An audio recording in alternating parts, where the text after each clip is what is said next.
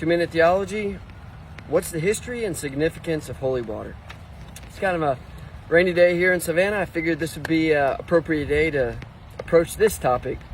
And this topic can go in so many different directions. There are a number of subtopics we could talk about, but for 2-minute theology, I'm going to try to stay on task here.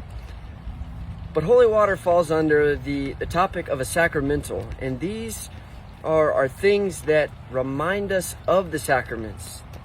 It's important to note that they're not sacraments. You know, we have our 7 sacraments that Christ gave us. Think of the sacrament of baptism. Go therefore and baptize all nations in the name of the Father and the Son and the Holy Spirit.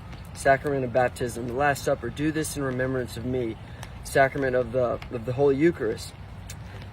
So the sacramentals remind us of the sacraments, and it's important for us to know that they're not superstitious, they're not magic, but they're things that are meant to inspire us, meant to remind us of our faith, inspire us to imitate Christ, and live faithfully as his disciples. So holy water, it goes back to our spiritual ancestors, the people of Israel, the Jewish religion.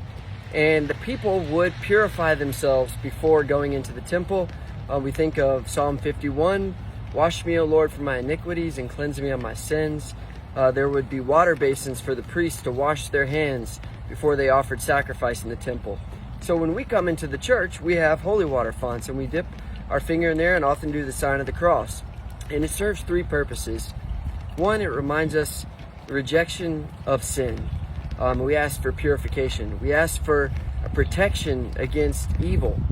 We think of Christ as the living water, the fountain of salvation. And 3, it reminds us of our baptismal promises. So holy water ultimately reminds us of our baptism, where we reject the devil and all his works and all his promises and all his empty show. And then we profess our faith in God and rely on him and trust in him. And so holy water serves as a reminder of this great gift of our baptism, when we're brought into the family of God as his sons and daughters. So you can keep this in your car, keep this in your homes, and of course when we come to church, it's a classic central element of our faith is dipping our finger in the holy water and making the sign of the cross, Father, Son, and Holy Spirit. God bless y'all.